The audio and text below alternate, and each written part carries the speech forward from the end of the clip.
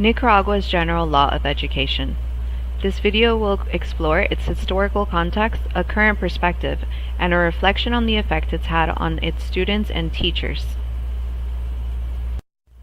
Within the Nicaraguan Constitution, the General Law of Education states three important things.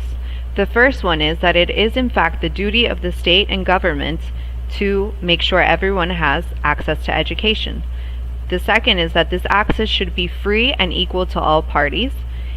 And the third one is that grades 1 through 6 is compulsory. That means it is mandated. They must go.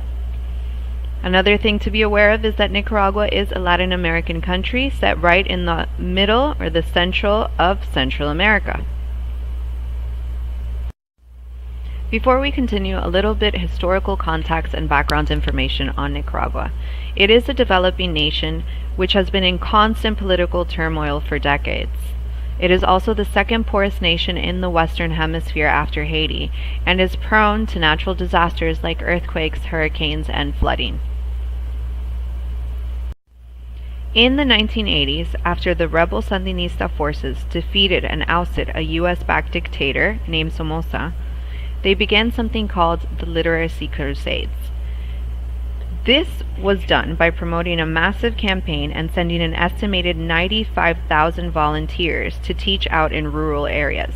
These were not just teachers, but people that had everyday jobs. One of their biggest achievements is dropping illiteracy rates from 50 to just 12% in about 5 months' time. However, it is important to note that the basic reader disseminated by the volunteers was titled Dawn of the People, and all reading and writing content taught revolved around political themes of their own choosing, such as socialism, workers' democracies, egalitarianism, and all types of anti-imperialistic views. This 5-month achievement did produce a long-lasting impact on a whole generation. However, it continues to be a controversial undertaking. You can still find people who call it a heroic deed, and others who call it just indoctrination. The socialist rule of the 1980s brought along another civil war, with it inflation, scarcity of resources, economic blockades, and eventually new and free elections. And that's when neoliberalism with ideas of free market came to effect. And once these agendas came up, where did this leave education? New government means new beginnings, and in Nicaragua that means wiping the slate clean.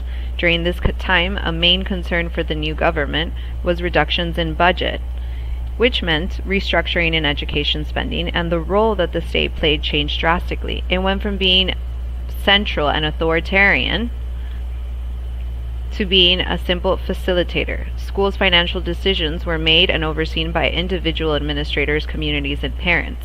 The government became a regulator, and once again, tuition was to be paid by all schools. However, there were consequences in running this type of education model in an extremely poor developing country.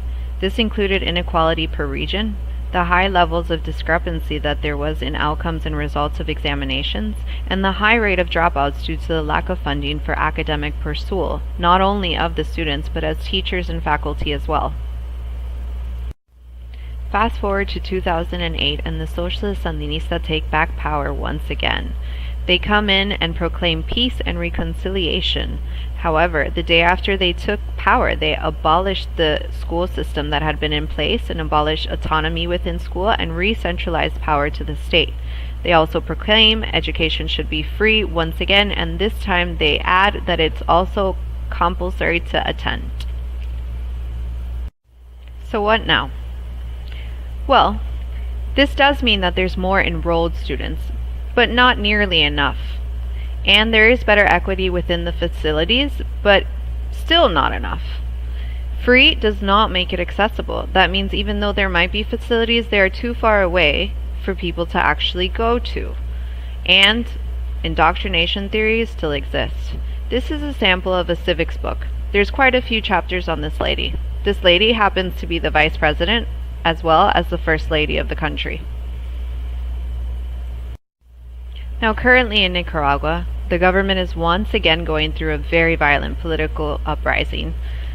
It began in April this year, and some of the main points of concern has been their educational system and the way they've handled it. How does this affect schools now?